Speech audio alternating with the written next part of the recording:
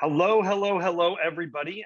Welcome to another installment of our market update for Southern California first-time homebuyers. My name is Stephen Meade. I'm with Domicile Real Estate, where we are on a mission to help California's renters become homeowners. And one of the things that a question that I feel like we're always asking, and that I'm kind of getting a lot of renewed interest in, is this idea: are things getting any better in the new year for first-time home buyers? I think that everyone can say it's been a very challenging time if you're a first-time home buyer. And one of the things I've always liked to say is that I think it's a great time for first-time home buyers, but it's definitely not an easy time for first-time home buyers. And those kind of going into the entry level of the market as a whole. And we've kind of got some mixed news. I think some things that might give you a little bit of hope. I think a lot of people are wondering, is now the time that I make my move, or do I sit and wait? And one of the things that we thought we'd come up with is kind of a fun idea for a video, and a couple of people said they wanted it, so I think we're going to make it. And it's called "What's the Price of Being Wrong?" And it means we're going to examine whatever direction you think the market's going to go. If you guess wrong, how much does that cost you, right? And I think that's going to be a fun video, so keep an eye out for that. That'll be not on our regular schedule. That will just come out. But let's go ahead and get into those stats, and I'll show you what I mean about why we have kind of some mixed results here. And we don't exactly have a clear direction of how the spring is going to go.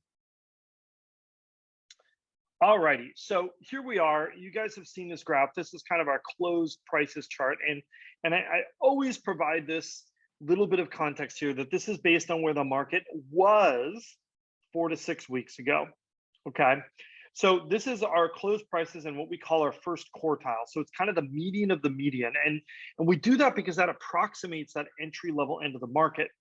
The blue line is entry level single family homes, 3-bedroom, 2-bath in Los Angeles and Orange counties. And the red line is our entry level condo, which is a 2-bedroom, 2-bath. So what we see here is, kind of flattish pricing on the single family homes, and prices that have kind of jetted back up here to $513,000 on the condos, $726,000 on the entry level single family homes. Now, to put that in a little bit of perspective, we're going to show the payments. Now, you might be thinking, okay, how is it possible that the prices have largely stayed the same, but the payments have gone up quite a bit? And the reason being is we have seen some interest rate increases in the last week or so. They kind of jetted up and they crested 3.5%, and then they've actually come down just a little bit. But that is putting some upward pressure, not necessarily just on, not so much on the prices, but on the price that you pay each month, or the total payment. And just as a reminder, these numbers here, kind of roughly around $4,200 for our entry-level single-family home, $3,300 for our entry-level condo. These are based on 5% down, includes mortgage insurance, property taxes, and even an HOA fee in the scenario of our entry-level condo. So we try to really give you a good idea.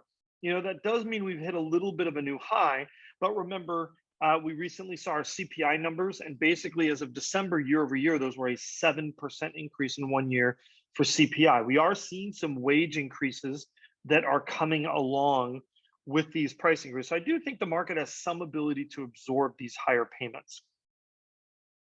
And again, just for fun, our sort of minimum household income, we got 81,000 here, and I think about 103, 104 over here for our entry level single family home.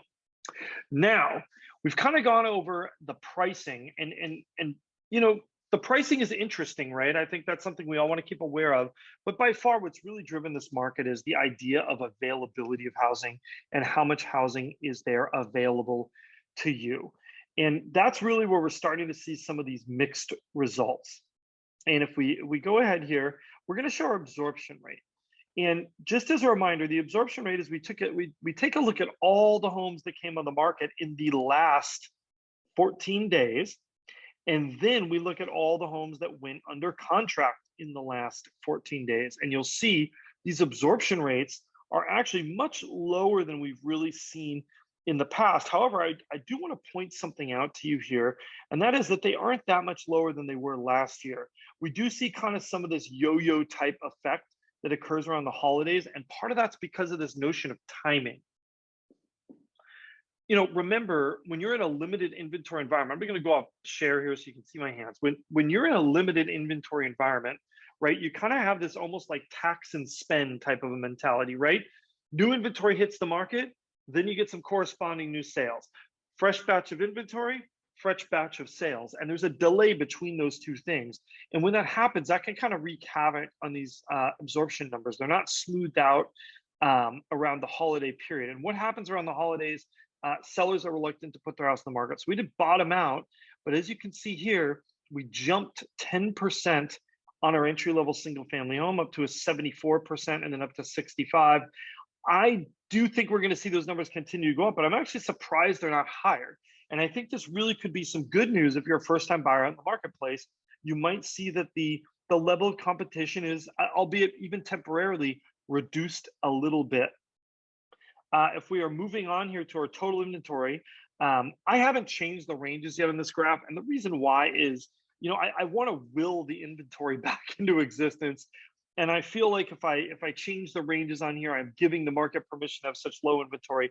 I do think we're going to see these start to pop back up again of new inventory hitting the market. I do think that's going to raise this total inventory. If it does not by next week, I will reset the ranges to reflect that so we can see where we actually are. If we're looking, this is another interesting little stat that I like for kind of the overall level of market competition. And this tells a little bit of a different story than our absorption rate. And what is this telling us again? It's looking at all the homes that came on the market in the last 14 days, and it says how many of these are still on the market. And lower actually means a more competitive market. And what do we see though, is we actually see both of these stats, both for our entry-level condo and our entry-level single-family home, are kind of in this range of general competitiveness. They're not substantially lower or higher. And I think that's kind of interesting because that leads me to believe that part of the reason why we might have been seeing that lower absorption rate is that we just haven't had that much of a chance of some of those new listings to get sucked up yet. When we take a look back this way, it does look like those newer listings are actually getting sucked off the market. It's the older listings that sat through Christmas that are sitting languishing. Now, finally, we have our weak supply of homes. And this again kind of maybe bolsters that theory that while it's a little bit less competitive, the market has not fallen off. I'm very curious to see how the market reacts to the interest rate rises. I've said this a lot of times before, and I'll say it again because I think it's really important. There are two things when you are looking at how much do interest rates affect the market. Number one is we're looking at how far the interest rates go up. That's the obvious one, right? If interest rates go to 7%, that will absolutely have an effect on our market. It will lower demand for certain. However, the thing that we don't talk about is the speed with which interest rates move. And that causes some interesting market dynamics.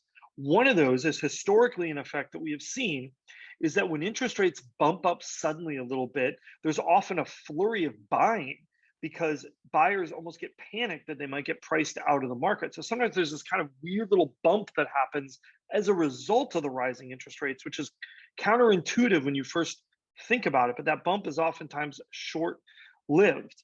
Now, if it turns out that that interest rate bump is just a bump, and they either drop down a little bit, which is what we've seen the last couple of days, or if it looks like that's just a permanent train heading up the mountain, that the market can react in different ways to that, and also the slope of that rise. If the interest rates bump up a little bit, then even out for a while, then bump up a little bit, that's a fairly slow rise overall, and the market can often absorb a lot of that, especially in a low inventory market. One of the things that I've mentioned a couple times before, and I think it bears repeating here, is that we are in an almost perennially undersupplied market. And that means we're really coming from behind, meaning that demand can actually reduce a fair amount and it's not going to make prices drop. It's just going to reduce the level and the number of sales. So looking here, what are we looking at in terms of the weeks of supply that we have? Well, we're just under 4 weeks for entry-level single-family homes. Believe it or not, that is actually a little bit less than we were at this point last year. We're at a little over 4 weeks. But the point I want to make here is this is not a lot of inventory. It means that our what's happening is those sales are starting to rebound as we enter the new year. Buyers are absolutely in the marketplace buying. Now, if we look here at our condos, that's an even more interesting story, right? We're at just under 5 weeks of inventory. But where were we last year? Well, we were at almost 8 weeks, 7.8, almost 8 weeks of inventory. That condo market continues to show that it's a lot stronger this year than it was last year. So, what does this mean if you're a buyer out in the marketplace? Well, I don't want to scoop ourselves on our video that's coming out, but you have to kind of look at yourself and say, what are the results if I'm right in how I'm predicting the market, and what are the results if I'm wrong? Is there a lopsided risk? Is it that the upside is pretty good, but the downside of being wrong is horrible? You really want to look at those relative risks depending on how you think the market is going to go. It turns out, if the market goes one way and you're not that bought off if you guess wrong, that might be a path that you want to consider taking. So we're going to do an interesting video. We're going to take a deep dive into this because I think this is something important when making decisions. A lot of times buyers tend to focus on the good, right? They always think of, I'm going to be right in guessing the market and this is what's going to happen. And they don't examine that idea of, what if I'm wrong?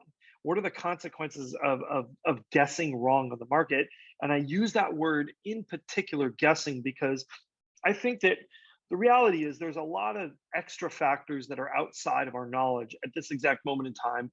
I think anybody who's predicting the real estate market, really is taking kind of a stab at it. I don't know if I would take I don't know if I would take any of that as gospel. And I think one of the most important things you can do as a buyer in real estate is understanding the limitations of your own knowledge and ability to predict. And I think that's very hard for a lot of people to do, but I also think it's necessary to make good decisions. You can know where your real risk factors are. So thank you so much for watching, everybody. We've enjoyed seeing you. We enjoyed making these videos, so please do keep watching. Don't forget to comment, like, and also, don't forget to subscribe, like us, and hit that notification bell as well, because that makes a big difference for us for seeing our videos.